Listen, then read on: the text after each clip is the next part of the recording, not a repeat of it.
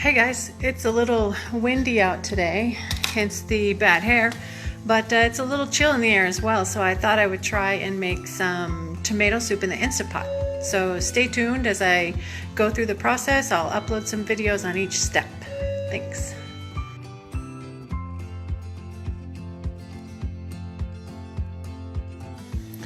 Okay, so I have some water boiling and I have prepared my tomatoes. If you notice, I cut an X in the bottom of each of them.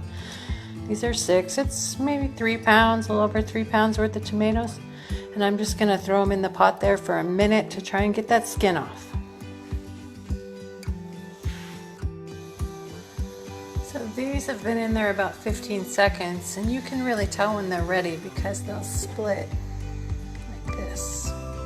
And so that peel will just come right off. So I'm gonna finish the rest of them that I have quick. All right, I have the heat turned off and I'm gonna pull this last one out. If I can do it one-handed, I cannot. Whew, that's hot. But I'm gonna save this water to make my soup with. So right now, I'm gonna peel these and chop them up.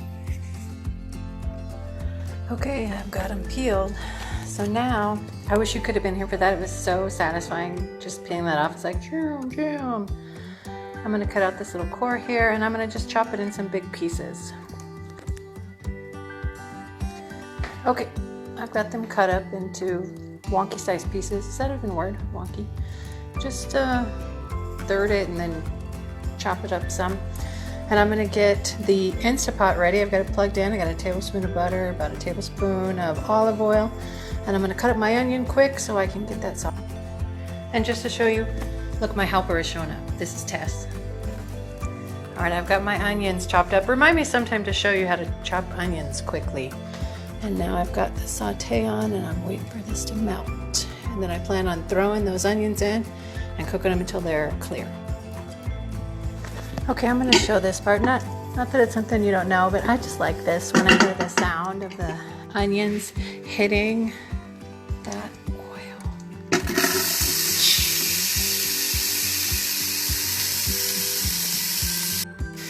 And at this point, it's time to add salt and pepper too, because salt and pepper are your friend. If you add it while you're cooking, you don't need to use as much, and it really does distribute that flavor. So I'm gonna add in about half a teaspoon.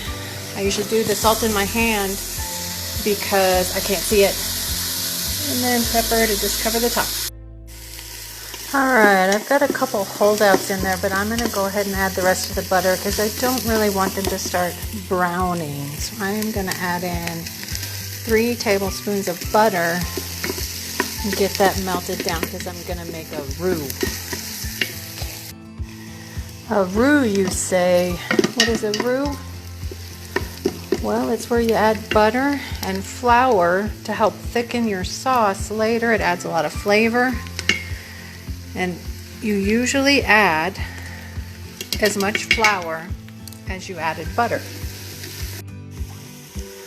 So we have that flour mixed in, and now we're just gonna cook the flour some because we don't want it to be doughy tasting or like raw flour. You just gotta be careful on this step that you don't leave it too long, because if it burns, then it's gonna taste like, you guessed it, burnt flour. Yes. Okay. This looks like a nice brown color. Nobody's looking too dark. I'm gonna add the tomatoes to this and get this all mixed in together.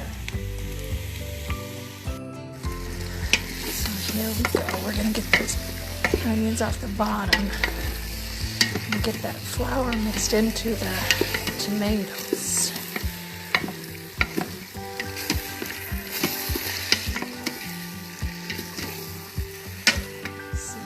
It's starting to get.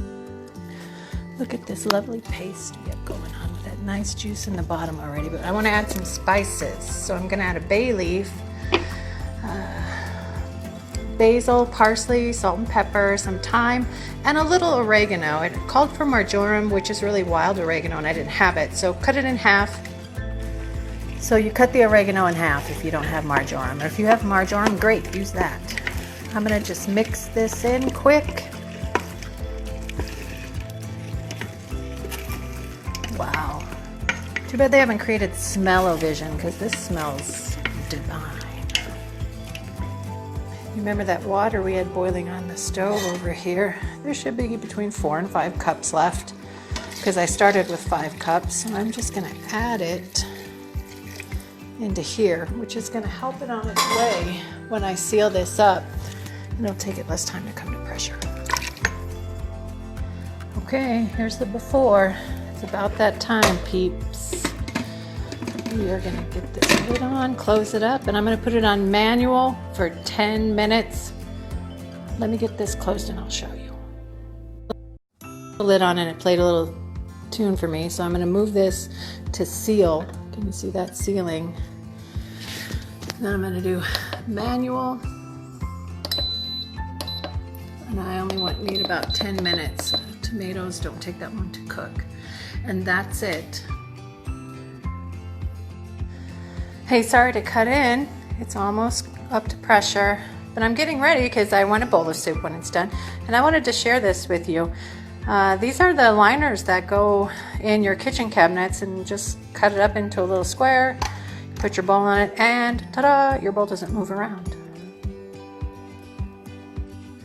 So while I was waiting, it has pressurized, it's cooking away.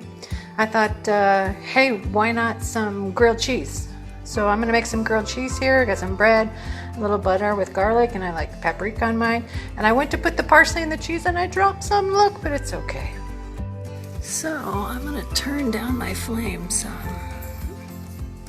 Is it going down? Can you guys see?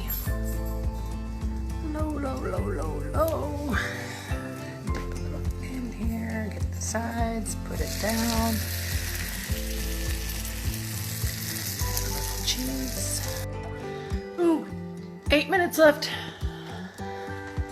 And I got these going. I've turned the heat down because I tend to burn grilled cheese, which burnt cheese is pretty good like that right there. I'll probably eat that. Let them cook there for a couple minutes and flip them bad boys over. So I tend to just pick them up and see how they're doing. Sometimes you need to use a spatula. Ooh, hot. And it doesn't, I don't know if you can see under there, but it doesn't look done enough to me. So I'm gonna let it go a little longer before I flip that. I'm sorry you missed it, I flipped them. And then I thought, I don't know if I could have flipped them with one hand. Some people like them darker. I like them a little crisp on the outside maybe. And the cheese melty on the inside, but this is all nice and crusty. So now we wait for the other side. Hey. Does anyone else think that looks like a rabbit or like a peace sign? Is it just me? Totally. They're done, they've come off.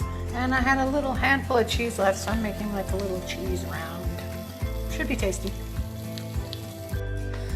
Okay, I know it's ready because the valve has dropped there. But this part always just freaks me out a little. Are you guys ready?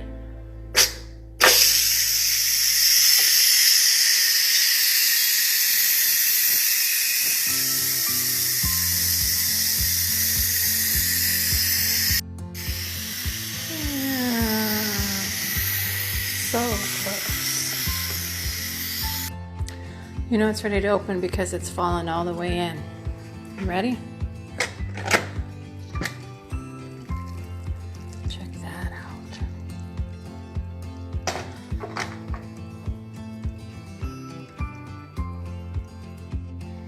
We are so close to eating, people. I have an immersion blender. And I'm going to take and just mash this up. Okay, remember to leave that under, because if you pull it up, it will splash everywhere. Oh my goodness, I almost forgot to pull out the bay leaf.